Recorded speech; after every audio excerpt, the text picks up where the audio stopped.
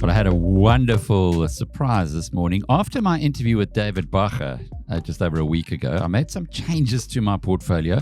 And from being a dead loss, I was 57th in the fantasy fund manager out of 3334. That's pretty good. That's pretty good. So I'm hoping that today, Dylan Bradfield, who's a portfolio manager at Sharenet, is going to be giving me some more tips so I can make some changes. I tell you what, it's lovely to rely on these experts.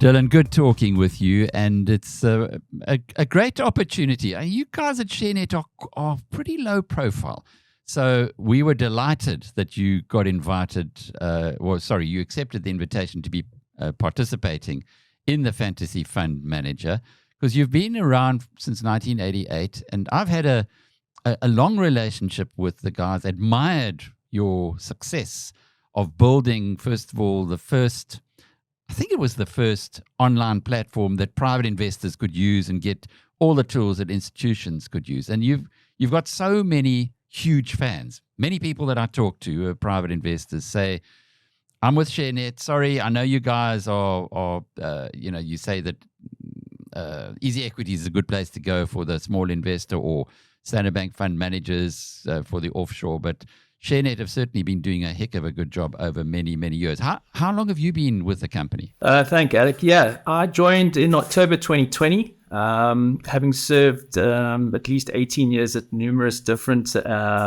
shops. Predominantly spent 15 odd years at Ford Asset Management here down in Cape Town, and started out on the trading and equity derivative side. Did a small stint at a little hedge fund, and then moved across to Sharenet, where I've now been sitting as a portfolio manager. That's quite a pedigree. Ford Asset Management is a highly respected organization, but also known for producing value investors. Is that where you sit? Yes, we like to deep dive into opportunities within a market. South Africa predominantly very hard to drive growth narratives. So, whilst there's limited amounts of shares and opportunities, finding the right one in the right sector is really where we try to add value to our customers as well as our shareholders. And how are you guys helping, or what are you involved with in the Fantasy Fund Manager game? So, from Sharenet, we're starting off with one of the platinum sponsors. We're also bringing to the competition the JSE data. So there'll be 60 listed JSE shares that the competitors can dig in or dive into. We then also took the rationale to partner with like-minded companies. We see an opportunity where we want to create awareness to the youth of South Africa around the benefits of investing. That really aligns with our strategic, ambition, repositioning ourselves really as a holistic financial services provider to the public. And you're still based in False Bay? I'm based in Constantia. In Constantia, okay. Yes. Yeah, it's been very interesting to play this game, because the sophistication in the tech is quite something. Every day we get an update on how the shares that we've selected have done. You can go into the back end as well of the Fantasy Fund Manager process, and there's lots of data, lots to learn. So I guess that, as you say, it's going to appeal to everybody, even people who haven't invested ever before in shares. Yes, young and old, it's about creating an experience, and we're hoping that this can drive on for many years to come. We want to have a look at, in particular, the tech sector, and the reason for that is that there's quite a few divergence in views there, and there's been a lot of news around it, and I'll go back a bit. Telkom, for many people who've dealt with Telkom, and we have at BizNews, unfortunately, I say that because, wow, this experience we had with them was just awful. It took us, I think, 8 or 9 months to cancel an account. Maybe that's a good thing from a business's perspective, but from a client relationship perspective, not so good. And then I remember Paul Harris coming into our studio and telling us why he felt it would be a great deal for his company, Rain, to get together with Telkom. And he was articulating all the value, all the assets that Telkom's got. And then you read the annual report and it says the company is trying to unlock value at Telkom. But you almost have 2 points of view here. On the one side, you look at it as a company, you say, come on, does it have to take you 8 or 9 months to cancel an account? But on the other hand, if the shares are trading at half their value, then from an investor's perspective, it must be appealing. Now, it is one of the shares in that sector in the game. So it's worth looking at it. I guess if you get this one right, it could take you to the top of the leaderboard. Yes, I mean, absolutely correct. I mean, just full disclosure, I'm not a telco analyst. I'm a portfolio manager. I do own both Telkom and Blue Label in my own capacity. So what we've done is we've collated independent research that we've put out on our website. We create a reasonable basis for the investment. And then we try to convey that to the public, and now to the fantasy fund manager competitors. But also think, Alec, discussing a little bit about what's going on the macro side of things can maybe help build out our thesis to why we think Telkom and to a certain extent Blue Label are more suitable opportunities on the short to medium side. Because most people will say Vodacom, MTN, why look outside of those two? Yeah, so if we deep dive quite a few of the components within the businesses, we really focusing on Telkom for the value unlock proposition. What we've seen recently is the commitment towards the retrenchment, and that started to move along quite swiftly. There was a Tech Central article out in February already, which intimated that SwiftNet might be taken out by IHS. MTN owns about 25% of that. So already we see some movements within the market regarding the sale of the assets. And then also on Bloomberg, no more than a month ago, some indication that Telkom actually had hired Bank of America's merger and acquisition team to go and find a suitable buyer for OpenServe, which is their crown jewel. So we think things are ticking along there. We have had a little bit of concern regarding the valuations for the stock like Vodacom. Trades at a much higher multiple to its peers. And if we had to deep dive a little bit onto some of the other risks, we'd like to just talk about the political risks as well as the FX risks between both of the companies. Now, we saw back in 2016, MTN had a bit of a nightmare with, some allegations of some tax inaccuracies. The government came with them with the $5.2 billion fine. They settled for a third of that. Then again, they came in 2018 for another $1 billion. They settled that at $53 million. And also more recently, Vodacom also had a little scare in DRC. So, we think that there's surrounding political risks for both of these two companies.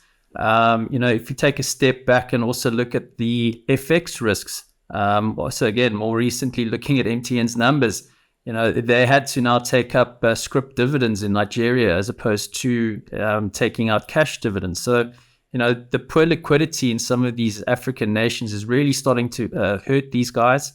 And that's going to start being impacted in the dividends. So we think there's dividend risk to the bigger players. Just this morning, Vodacom came out and they had a 20% reduction in their dividends. So, the markets are starting to move, and unfortunately starting to move down for the big ones. That's interesting. We've got MTN and Vodacom who've got high ratings. Telkom has got a poor rating. Telkom is underpinned by lots of assets, which potentially, as you talk about OpenServe, and I'd love to get some insight into that one as well, being sold. And then Vodacom and MTN, on the other hand, have got these political risks which could devalue their asset base. And I guess that's, as a portfolio manager, what you got to look at all the time is the differentials. It doesn't mean that it's a good company or a bad company, so you buy and sell it necessarily, but the differentials in the values at that point in time. Yes, yeah, exactly right. Historically speaking, Vodacom, MTN, two big companies that are probably held in a lot of long-only funds, also predominantly held quite extensively through pension funds, essentially being used for their yield. Once those yields start to change, the appetite for those companies starts to change too. More sellers come to the market. We know that, currently Telkom aren't paying a dividend, but we think, as you say, the change in the company is coming. They want to realize value for their shareholders, and that value that does eventually come will have to be either paid across as a dividend, special dividends, or, taken into some further optionality, which, could result in some further consolidation in the industry. And we are short-sighted as human beings. We forget things too easily. That point that you made of the Bloomberg story of Bank of America, their mergers and acquisitions team has been appointed. Now, they don't come cheap, these American firms or multinationals. So clearly they will be there with an objective in mind if they're going to be paid, and presumably handsomely. That's something that has the market reacted to it? Well, yes and no. I think what's really been at the front of everyone's imagination right now is, issues pertaining to Eskom, issues pertaining to Russia, and whether we're going to face some sanctions regarding the more recent news. But if we had to take a step back and actually look at the broader assets within the company, we'll start with just looking at SwiftNet. We think that's worth about 6 billion rand, which is pretty much in line with implied valuations on international towers. They have an EBITDA of about 900 million. Moving to the crown jewel, which is OpenServe, we see that as a valuation for Telkom around 20 odd billion rand, and that also has an EBITDA of about 4.2 billion off their last annual results. And again, we're taking into consideration some of the the legacy of the poor copper network. But to talk about MTN and OpenServe, more recently Vodacom made a move for Community Investment Ventures, and that's now made them the second largest fiber network in South Africa, and they just received regulatory approval. So it's likely that MTN would look to make a move for OpenServe. Mobile players generally now are going to need fiber for their backhaul, and yes, we would think that a move to go for singleized assets within Telkom is a much smarter and strategic way versus actually trying to make a holistic 100% offer for Telkom, as it was probably more likely looking to happen last year. Yeah, so that's what that's in the public domain, that MTN did approach Telkom to buy it out and then withdrew. So now, I suppose they would have been talking to each other and said, what we really want is OpenServe, and you can make that possible. How long, because the fantasy fund manager is a 6-month game, how long might this take? Well, that's a good question. No one really knows, but we do know that, at the December earnings result, Telkom did intimate that they were hell-bent on getting some of these asset sales across the line. Telkom will be reporting in June, so we would hope that there'd be some communication, at least on one or two of their assets, in terms of the progression there. So, yeah, holding thumbs for something in June. Well, Dylan, you've convinced me. I'm going to make a switch next week in my fantasy fund manager portfolio. But you also mentioned Blue Label. Yes. Now, that's a stock that has had a very bumpy ride. Primarily, I presume you like it because of its involvement with Cell C. Yes. Well, let's just take a step back.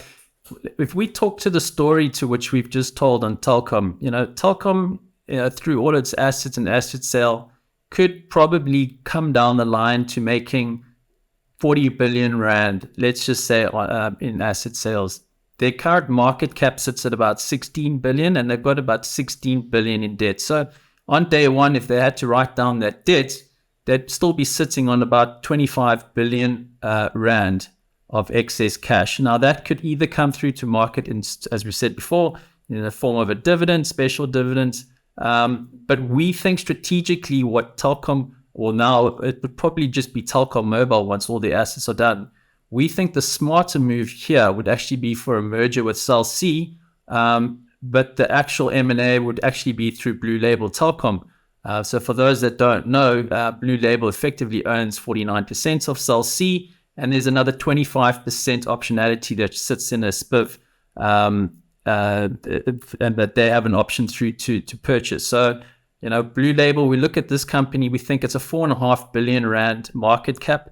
Its 12-month forward cash flow is about 1.4 billion, which is pretty similar to Cell C's forward cash flow currently. So if you combine those two together, you're looking at a business around 2.8 billion in free cash flow.